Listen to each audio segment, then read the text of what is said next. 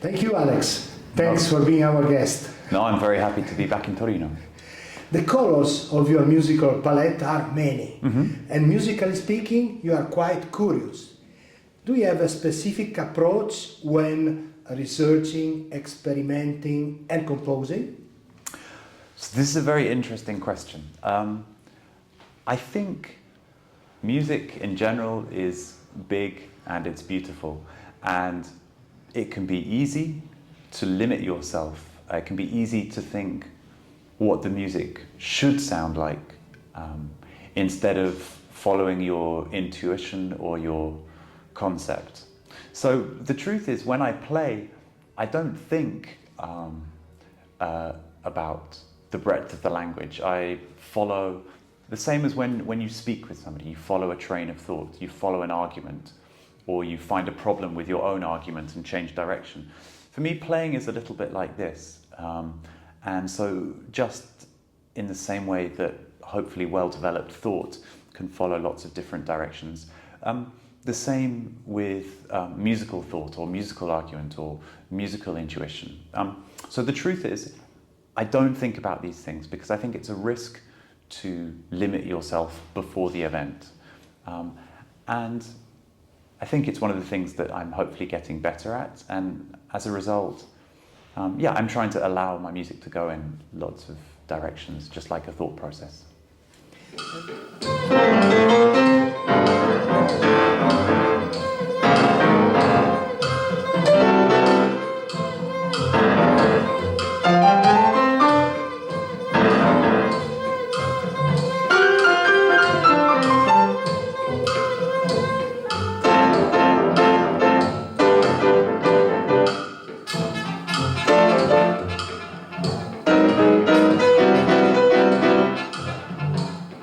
And the elements of your creativity are not only the musical notes. How do you organize and work with projects in which other elements are involved, such as the one you are presenting in 2024 Torino Jazz Festival, for example? Well, for me, to continue my previous thought from the previous answer, I prefer to think of creativity more generally than simply sonic creativity. In general, it's true that I work with sound. I'm very much a musician in that sense. But if an idea leads you towards a spatial element or a visual element, it seems to be a shame not to follow that impulse. And I think actually deep down musicians already know this. This is exactly what happens in the recording studio when you're producing an album and you think something needs some reverb, for example. Often that's effectively the artist saying, something needs a little bit more distance, or it needs a bit more space or context to breathe. And so I think that a visual element, as in the case of this production, or it also has a spatial element where we have 6 speakers, and so the sound is not simply in stereo, it comes behind the audience. Different speakers have different amounts of reverberation on them, so the experience of the audience will be subtly different depending on where they sit. So I think of these ideas of spatialization and visual elements as extensions of the general creative impulse. And my creative impulse is based in sound, but I don't want to limit it to that if the idea needs to move elsewhere.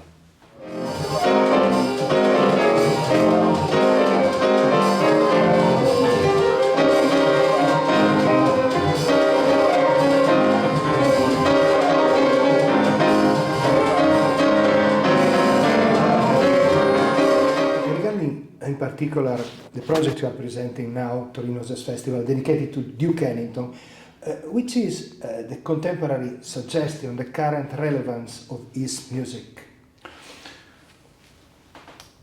In general, tributes for me can be problematic because our music is a music of innovation and of being relevant to the present and the future. And the beauty of Duke Ellington's music is that he's a genius, and if I want to hear that, I can listen to the albums. So the question becomes how to make it relevant, because for sure I'm not saying people shouldn't play his music, but I think it's important to find a way to make it relevant. Because what is the magic of somebody like Duke Ellington? What is the magic of somebody like Mary Lou Williams? What is the magic of somebody like Jerry Allen? What is the magic of Thelonious Monk? Well, yes, of course it's in the sound, but it's in the fact that they're individuals. And so the least Duke Ellington thing I could do is to sound like Duke Ellington. The least Thelonious Monk thing I can do is to sound like Monk. The least Jerry Allen thing I can do is to copy Jerry. And so the essence is to, I think, to try to capture their pioneering spirit, their individuality, their refusal to follow easy paths. And the element of tribute here is that we've challenged ourselves to do it with some of Ellington's material. I said that in some senses I'm skeptical of tributes, and I have said no to doing tributes before because I couldn't find the concept. But Duke Ellington is so deep in my musical DNA. I've loved this music since I was so little.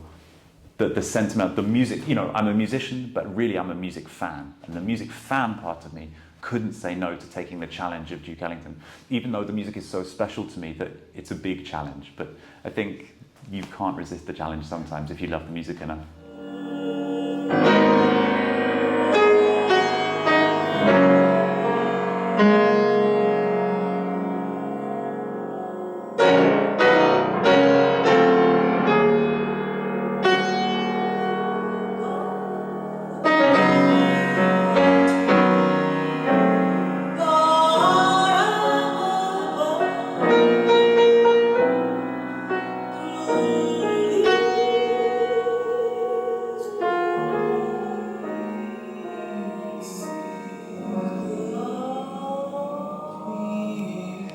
Which are the points of reference of your inspiration? People, personal research, musical meetings, the world outside?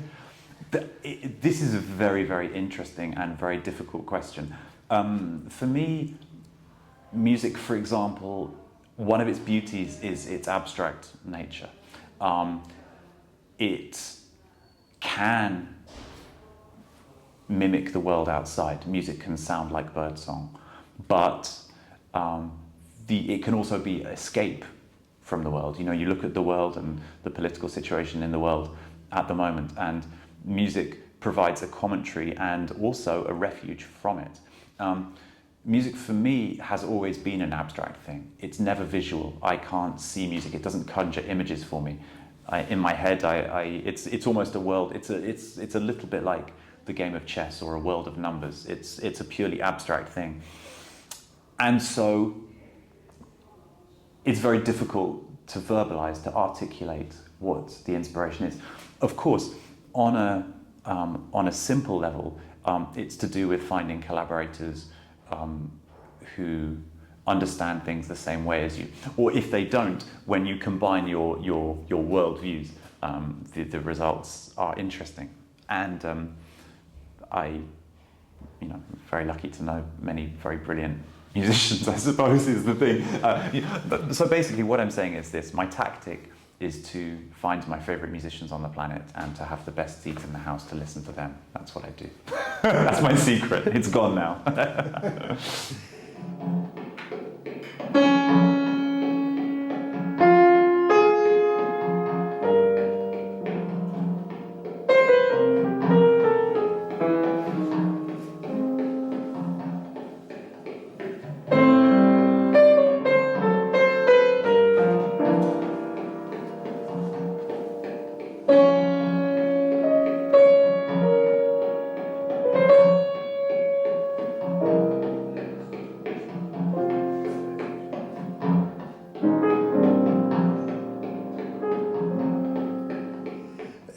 The musical language you choose, let's call it jazz, is an amazing example of inclusion. Social, cultural, musical, personal inclusion. What did you learn from it, both from an artistic and personal point of view? Well, I can answer this question specifically with relevance to Duke Ellington, actually, seeing as we're talking about Ellington in this interview. When you look at Duke Ellington's big band, it is the most together you've ever heard a group of people. Yes, literally, they hit everything together, but together in terms of clarity of purpose and vision, shared vision. And yet, when you look at the history of the music, there are very few ensembles which are so full of radical individuals. You hear one note of Baba Miley and you know it's Baba Miley. You hear one note of Arthur Wetzel, you know it's him. You hear one note of Sam Nanton, and so on. And so I think that this music is a really interesting prism through which to look at political ideals. You know, we live in a time at which there's a rising tide of the right all over the world, and it's deeply frightening. And people caricature a socialist idea. They say, they want everybody to be the same.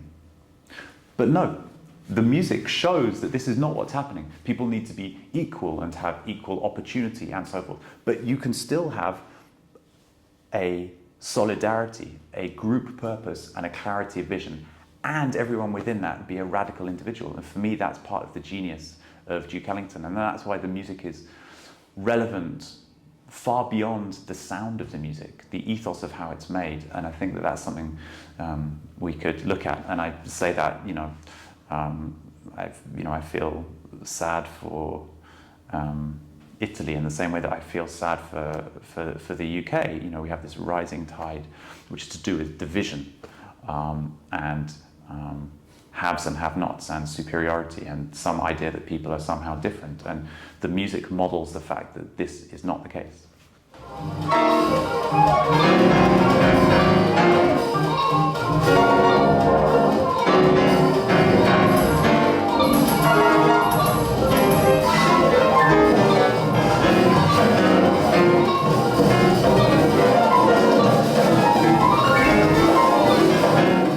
Young musicians have a stronger education, normally due to music schools, and important role played by this music all over the world. This can be the most important suggestion for young men or women that would like to take part in this fascinating world. My advice is that music can be intimidating because, like sport, for example, it is a discipline which can reward technique, and technique only comes with hard work and study. But what I would say is that doesn't have to be the case. That is a somewhat orthodox view. And if you want to play orthodox music, or if you want to play classical notated traditions, for example, then it happens that you do need some training and some language.